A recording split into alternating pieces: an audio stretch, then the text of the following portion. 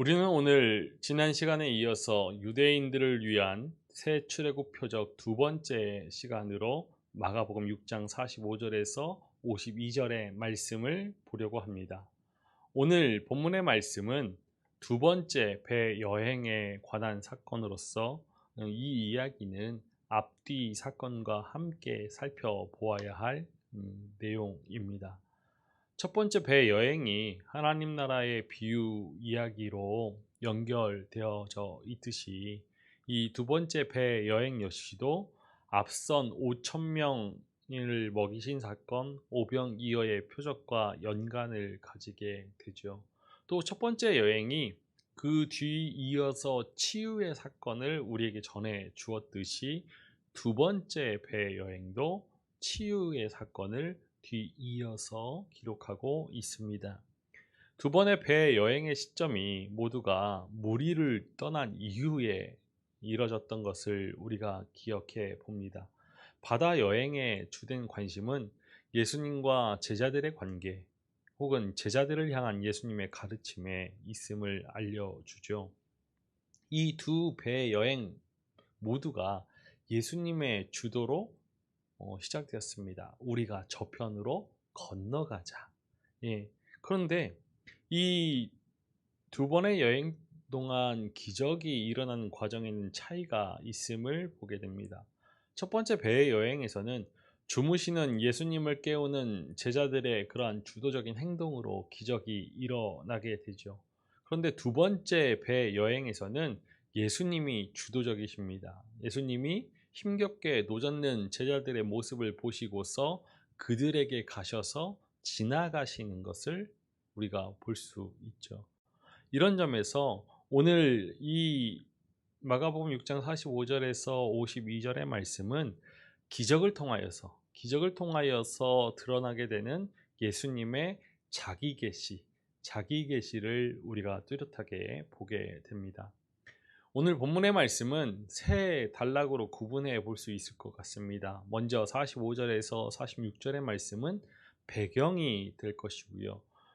두 번째로 47절에서 50절의 말씀은 예수님께서 나타나시는 사건, 그리고 마지막으로 51절과 52절은 자연과 제자들이 보여주는 반응, 이렇게 세 단락으로 구분해 볼 수 있을 것입니다. 오병이어의 표적이 일어났을 때 제자들과 무리들 이 모두는 흥분했을 것입니다. 예수님의 능력을 체험하고서 가장 들뜬 사람 아마도 제자들이었겠죠. 생각하면 생각할수록 예수님을 따른다라는 것 너무도 잘한 일이라고 여겼을 것입니다. 그런데 이제 예수님이 제자들을 재촉해서 건너편 벳세다로 보내시죠. 우리 45절의 말씀을 읽어보겠습니다. 예수께서 즉시 제자들을 재촉하사 자기가 무리를 보내는 동안에 배 타고 앞서 건너편 벳세다로 가게 하시고, 즉시 제자들을 재촉해서 배 타고 앞서 건너가게 하시고 라는 표현에서 볼 수 있듯이 예수님이 보여주는 그 모습에는 서두르는 모습이 역력하죠. 왜? 무엇이 이처럼 예수님을 재촉하게 서두르게 했을까? 제자들이 가야 했던 그런 건너편 벳세다, 이 벳세다는 헬라화된 지역이라는 것을 근거로 해서 예수님께서 서두르신 것, 이것은 초기교회의 이방 선교를 향한 열심, 그 열심을 투영하여서 볼 수 있다라는 견해가 있습니다. 하지만 주목해야 할 것은 제자들만 이 배 여행을 떠나게 하셨다는 것이죠. 만일 예수님께서 이방 선교를 촉구하려 했다라면은 예수님 역시도 함께 배를 타고 건너편 벳세다로 가시는 것이 훨씬 더 선교 전략에 있어서 효과적이었겠죠. 그렇다면 초기교회의 이러한 자신들의 의도를 투영하는 것, 이것은 좀 미루어 보아야 할 사항일 것 같습니다. 제자들을 서둘러 바다로 보내신 이후에 홀로 남겨진 예수님께서 하신 일, 그것은 무리를 해산하는 일이었죠.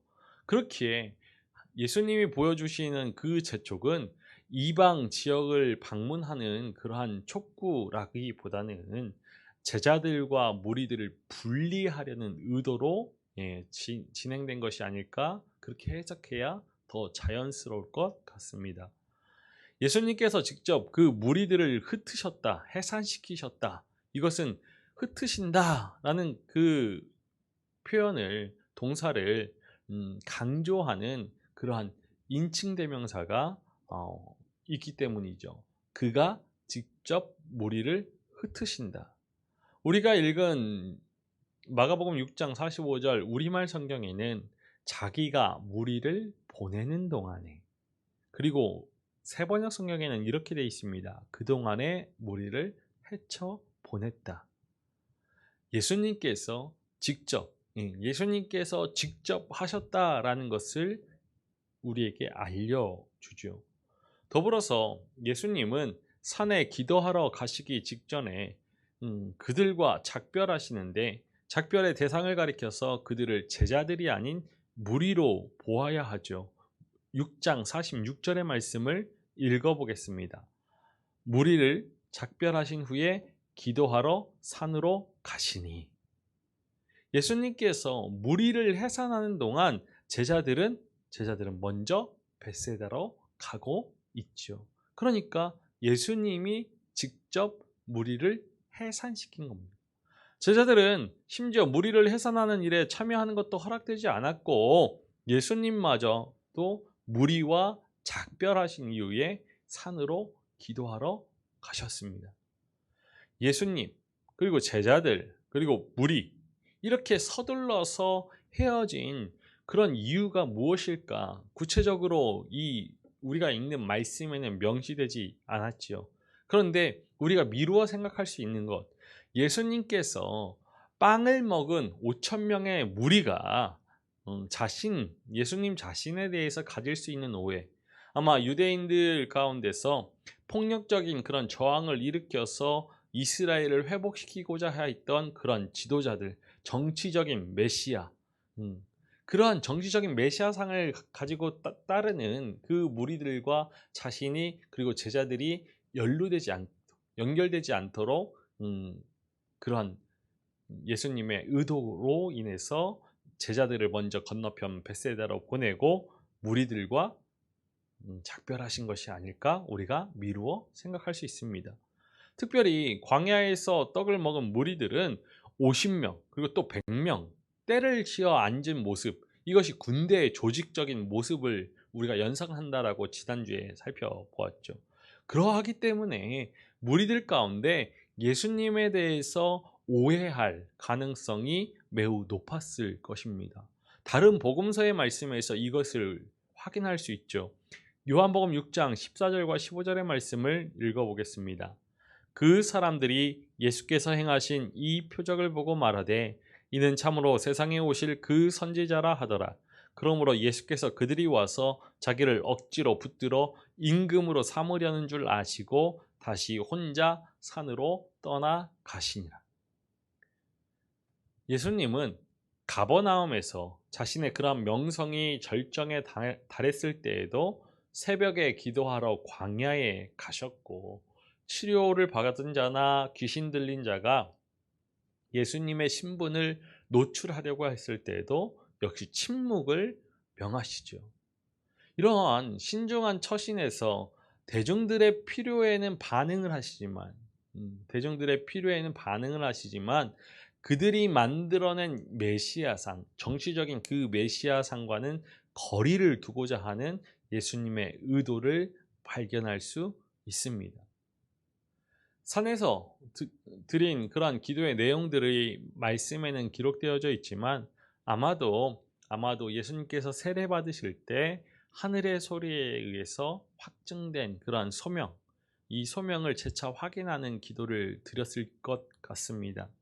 예수님은 백성들의 그러한 소리보다는 하늘의 소리에 더 집중하셨고, 그러기 위해서 기도하러 무리들과 떨어지시는 것이죠.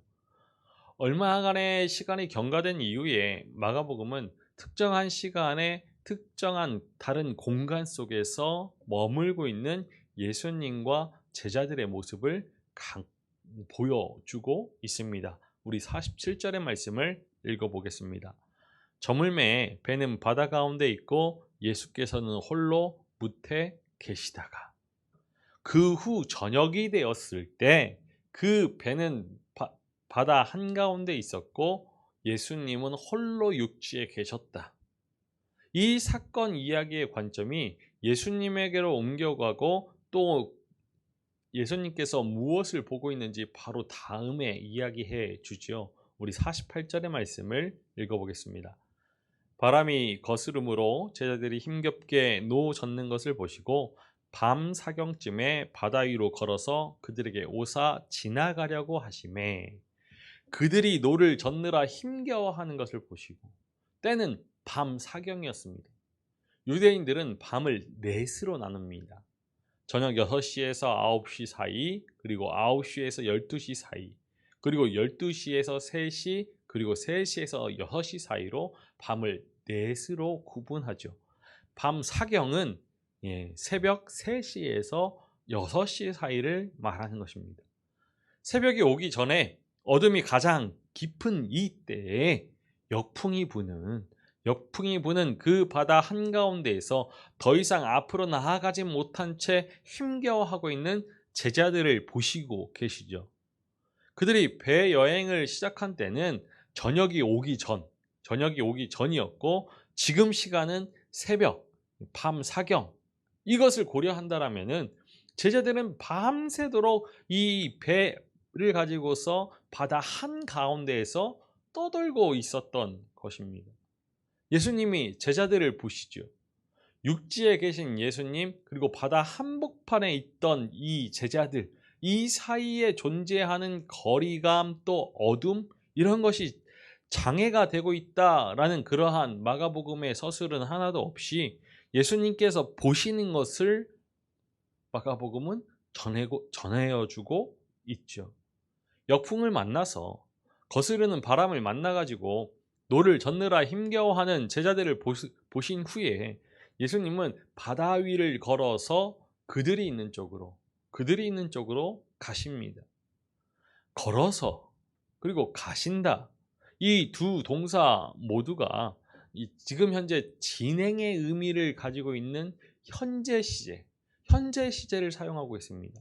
이것은 바다 위를 걸어가시는 예수님의 동작의 이런 문법적인 현저성을 보여주려는 것이죠. 지난번에도 앞서서도 말씀드렸지만 마가복음이 동사들을 현재 시제로 사용하는 것 이야기를 더욱더 재밌게 현장감 있게 전달하면서 청중으로 하여금 그 이야기에 동참하도록 그 일이 그때 일어난 것이 아니라 지금도 일어날 수 있는 일임을 깨닫게 하려고 하는 목적에서 현재 시제를 사용한다라고 말씀드렸습니다. 그렇다면 바다 위를 걸어가시는 예수님의 의도가 무엇일까요? 거스르는 바람, 역풍으로 힘겨워하고 있는 제자들을 돌보기 위해서였다라고도 이야기할 수 있습니다. 그가 배에 오르시자 바람이 조용해졌다라는 이 표현은 이러한 해석을 뒷받침하게 해주죠. 그런데 이러한 해석이 예수님의 모든 행동들을 설명할 수 있는 것은 아닙니다. 우리 마가복음 6장 51절의 말씀을 읽어보겠습니다. 배에 올라 그들에게 가시니 바람이 그치는지라 제자들이 마음에 심히 놀라니. 사실 예수님께서 제자들을 방문한 이 시점은 상당히 이상해 보입니다. 무리를 보낸 후에 무리와 작별하신 후에 기도하러 산에 가셨다가 저녁이 될 때까지 뭇에 머무르시지만 그 밤 사경이 될 때까지 제자들에게 가지 않으셨죠. 밤 사경까지 그 시간적인 차이가 있는데 시간적인 공백들이 있는데 왜 제자들에게 가지 않으시고 뭇에서 무엇을 하고 계셨을까? 앞서 산에 기도하러 가셨다라는 정보가 이미 우리에게 주어졌기 때문에 예수님께서 아마 그 시간까지 기도하셨을 거야 라고 우리가 추론할 수도 있지만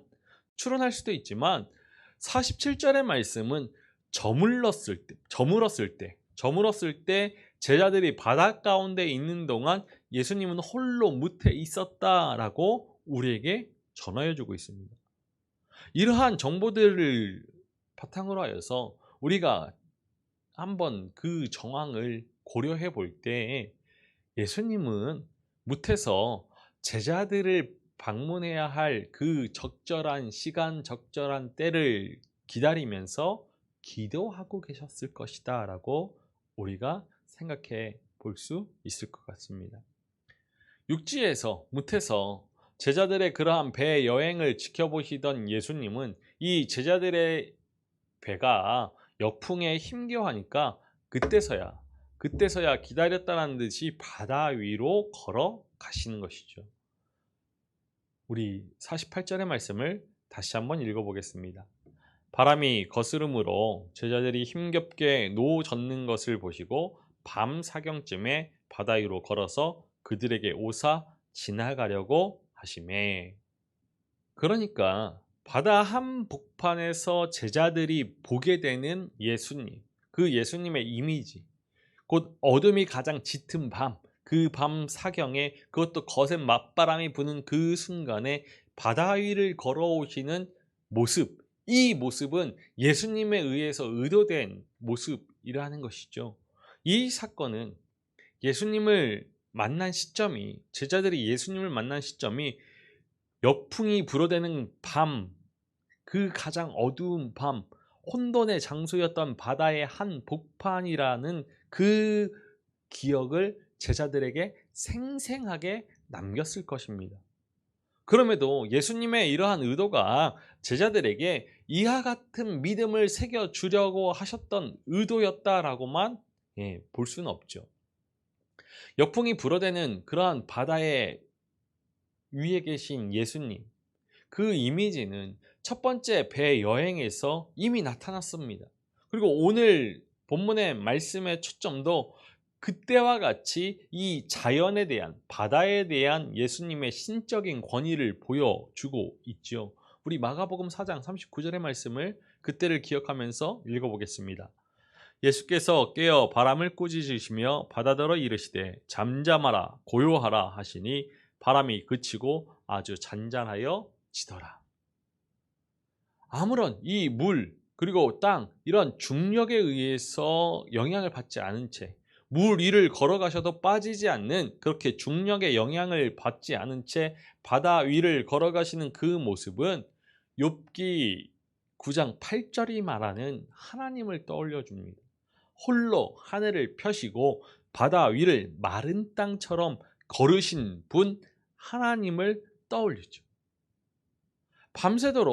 밤새도록 무태 계시다가 역풍이 불어서 바다와 제자들 모두가 혼돈에 빠지니까 그제서야 바다 위를 걸어서 제자들에게 가시는 예수님, 바로 예수님이 천지를 지으셨고 또 천지를 다스리고 계시는 하나님의 그러한 권위를 가지고 있는 존재임을 제자들에게 다시 한번 상기시켜 주시려고 기다리시고 바다 위를 걸어가신 것이죠. 제자들에게 오셔서 배 위에 오르시는 것이 아니라 지나가려고 하셨다라는 이 어색한 표현은 구약 성경을 배경으로 하여서 의도적으로 사용된 표현이라고 볼 수 있습니다. 그렇지 않다라면은 이렇게 문맥에 맞지 않는 어색한 표현을 사용하기 필요가 없죠. 지나가다라는 표현은 구약 성경에서 하나님의 나타나심, 하나님의 현존, 하나님의 계시와 관련해서 등장합니다. 지나가시다. 이것은 하나님께서 모세에게, 엘리야에게 자신을 나타내시는 그런 모습에서 사용된 동사로서 하나님의 영광을 사람들에게 간접적으로 드러내 보이시려는 의도가 담긴 표현이죠. 우리 출애굽기 33장 19절의 말씀을 읽어보겠습니다. 여호와께서 이르시되 내가 내 모든 선한 것을 내 앞으로 지나가게 하고 여호와의 이름을 내 앞에 선포하리라. 나는 은혜를 베풀 자에게 은혜를 베풀고 긍휼히 여길 자에게 긍휼을 베푸니라. 우리 열왕기상 19장 11절의 말씀을 읽어보겠습니다. 여호와께서 이르시되 너는 나가서 여호와 앞에서 산에 서라 하시더니 여호와께서 지나가시는데 여호와 앞에 크고 강한 바람이 산을 가르고 바위를 부수나 바람 가운데에 여호와께서 계시지 아니하며 바람 후에 지진이 있으나 지진 가운데도 여호와께서 계시지 아니하며.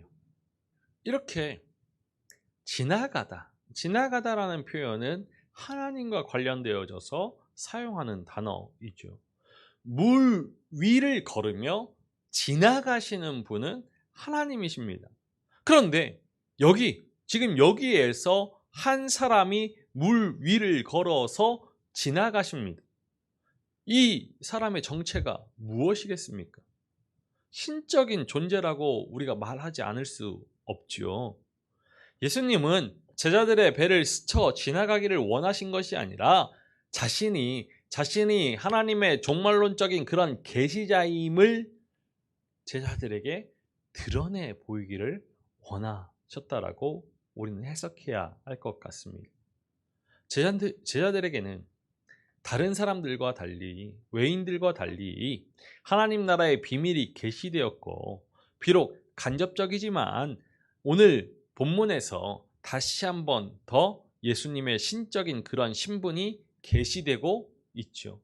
그런데 모든 제자들이 예수님을 유령으로 오해하면서 비명을 지르고 겁에 질립니다. 우리 마가복음 6장 49절과 50절의 말씀을 읽어보겠습니다.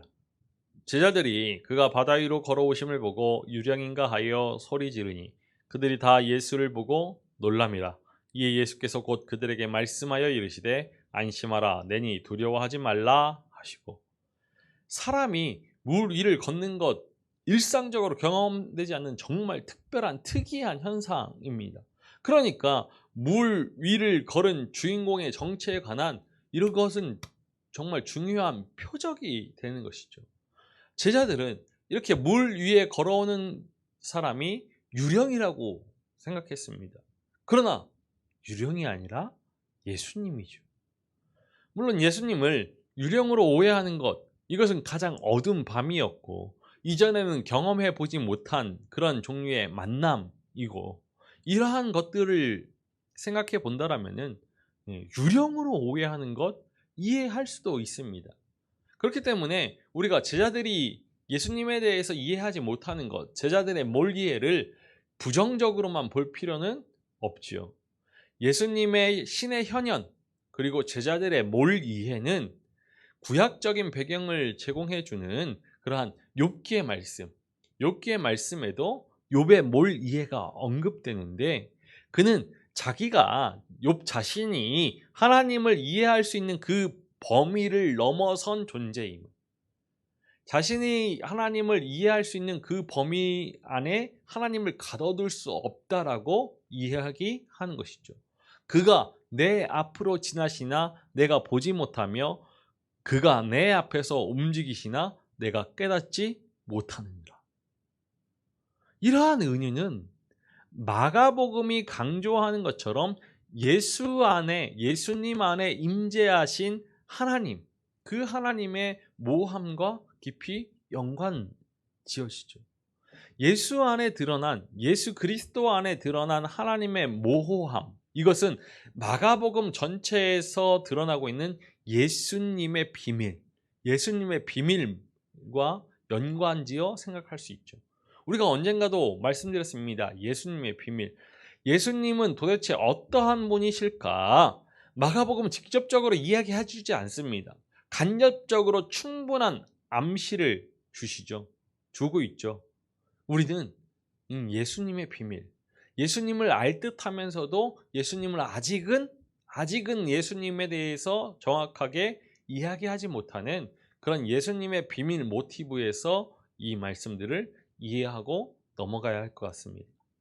두려움, 그리고 예수님에 대한 몰이해 가운데 있는 제자들에게 찾아오신 예수님은 용기를 가져라, 나다, 두려워 말라, 이렇게 말씀하시죠. 우리 50절의 말씀을 다시 한번 읽어보겠습니다. 그들이 다 예수를 보고 놀람이라. 이에 예수께서 곧 그들에게 말씀하여 이르시되 안심하라. 내니 두려워하지 말라 하시고, 마가복음에서 예수님께서 나다라고 말씀하셨다라고 우리에게 기록하여 주고 있죠. 이것은 문맥상 야 얘들아 유령이 아니라 나야, 유령이 아니라 나야 나라고 말씀하시는 표현일 것입니다. 그런데 나다라고 하는 이 표현은 구약에서 하나님과 관련되어서 사용되어졌던 표현입니다.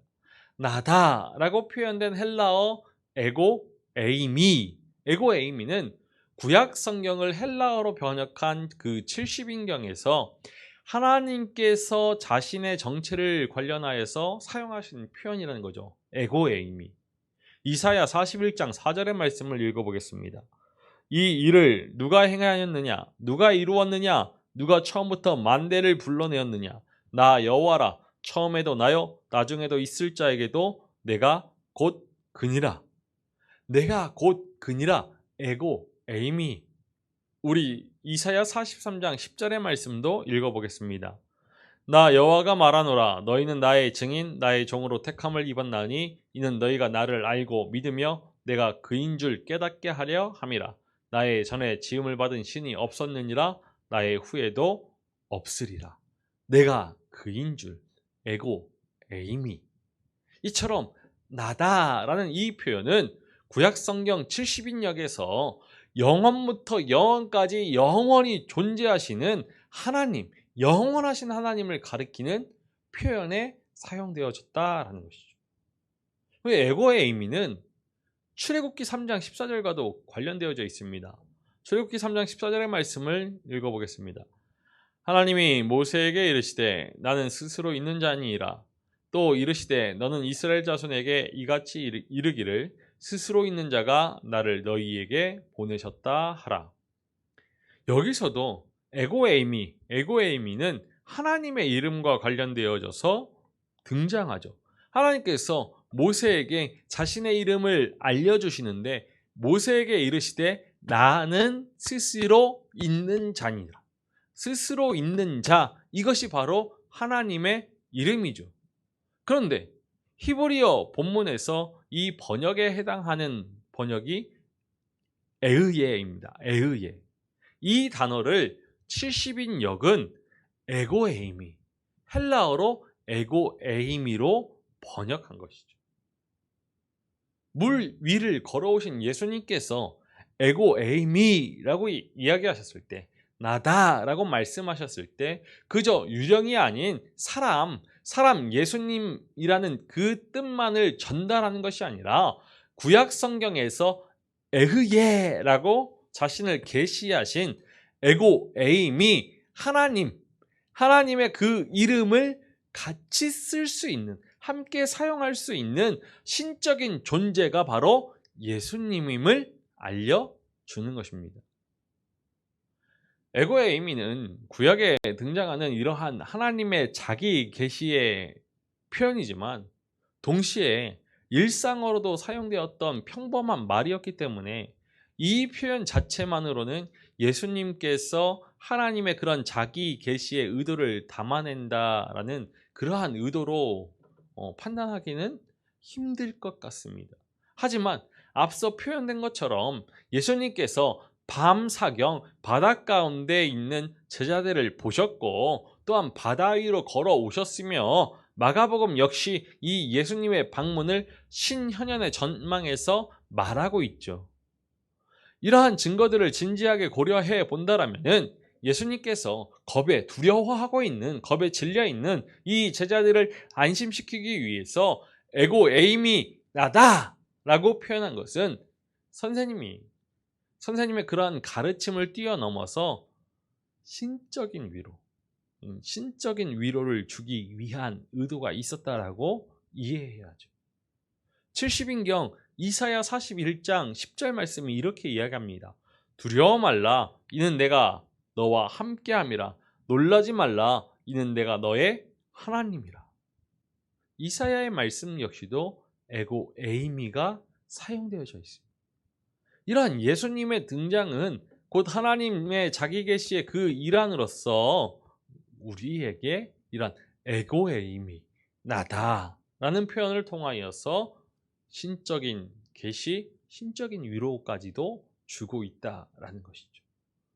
예수님은 풍랑을 만나서 고생하는 제자들과 함께 계시고자 찾아오시는 분, 하나님, 두려워 말라, 내가 너의 하나님이라, 이 말씀까지도 계시하고 계시는 에고에임이 함께 하시는, 찾아오시는 예수님이심을 보여줍니다. 그 분이 함께 계실 때 바람이 그치죠. 우리 51절의 말씀을 읽어보겠습니다. 배에 올라 그들에게 가시니 바람이 그치는지라 제자들이 마음에 심히 놀라니. 예수님의 신적 그런 현현 장면에 등장하는 장면에 두 반응이 대조적으로 그려지고 있죠.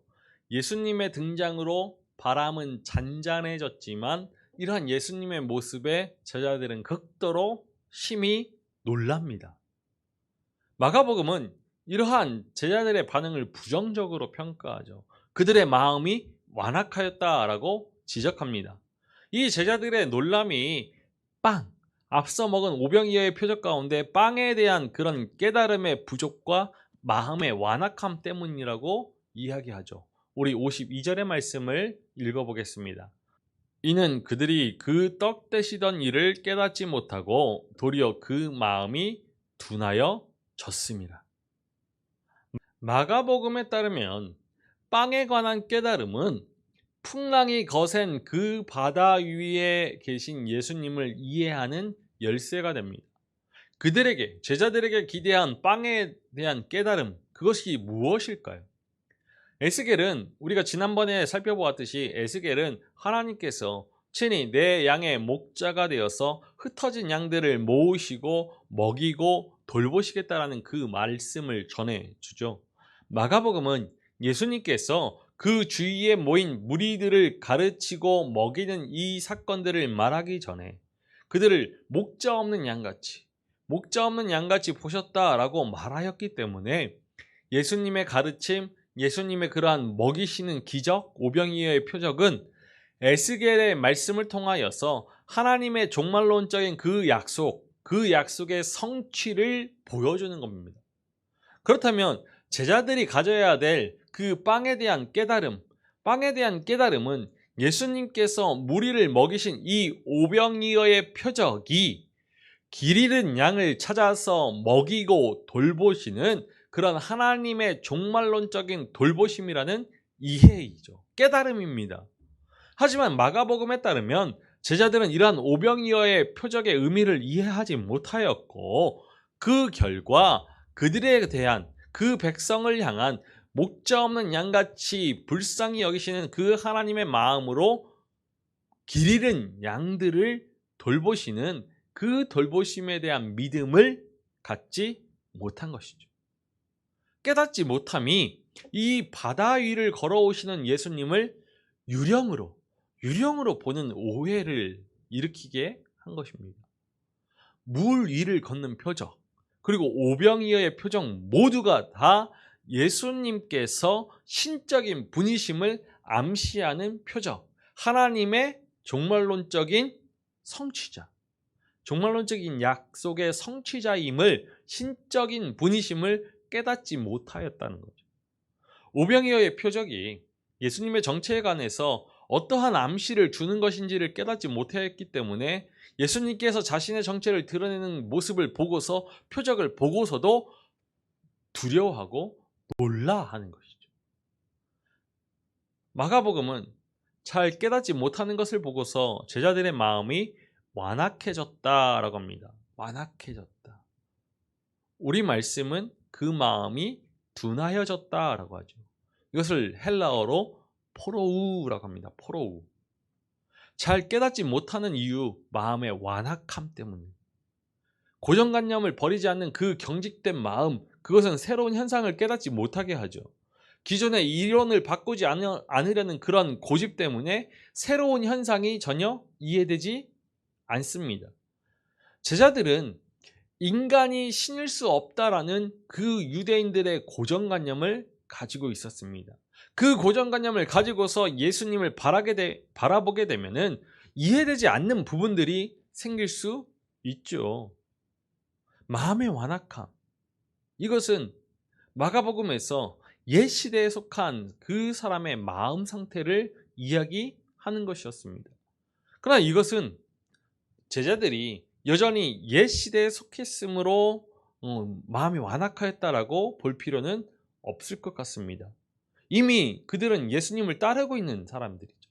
새 출애굽의 시대에 동참한 제자들입니다. 그러니까 제자들의 마음 상태를 표현할 때 이 단어를 완악함이라는 단어를 사용하는 것은 그들이 옛 시대의 마음으로 다시 되돌아가지 말라, 그런 되돌아가면 안 된다라고 교훈하는 그런 교훈적인 경고 차원에서 사용되어진 것이라고 보아야 할 것입니다.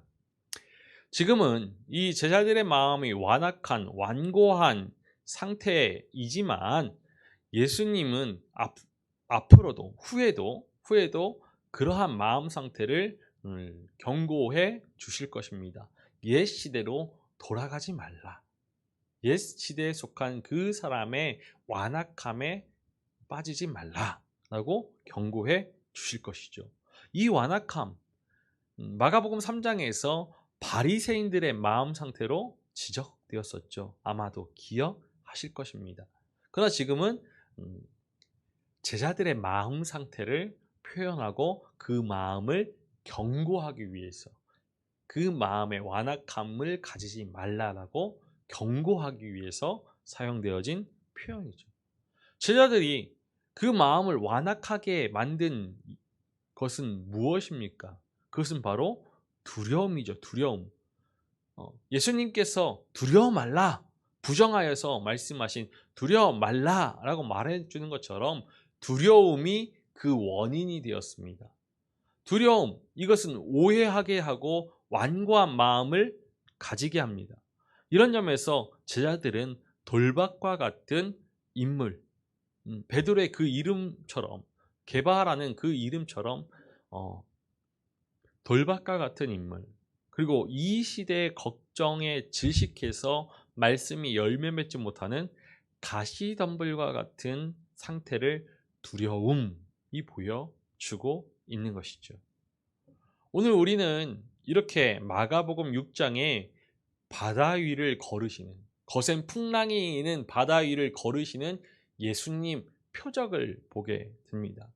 우리가 예수 그리스도를 믿는다라고 고백하면서 예수 그리스도를 믿을 때 예수 그리스도의 무엇을 바라보면서 믿고 따르는지 점검해 보아야 할 것 같습니다. 예수님의 가르침, 예수님의 표적, 우리가 바라보아야 할 것은 예수 그리스도는 이 땅에 오신 하나님의 아들이심을 바라보고, 그리고 예수 그리스도께서 새 출애굽을 일으켜서 하나님의 백성을 회복시키실 분, 살아계신 하나님의 아들, 신적인 권위를 가지신 분, 참 신이자 참 사람이신 예수 그리스도이심을 바라보면서 우리의 마음을 내어놓고 우리의 뜻을 내어놓고 신뢰하고 따라야겠죠. 천지를 창조하신 하나님께서 예수 그리스도를 통하여서 새 출애굽을 행하셨다라면은 어찌 보리떡 5개와 물고기 2마리로 5,000명을 먹이시는 그 기적이 불가능하겠으며, 어찌 거센 풍랑에 있는 그 바다를 무리를 걷는 것이 불가능하겠습니까?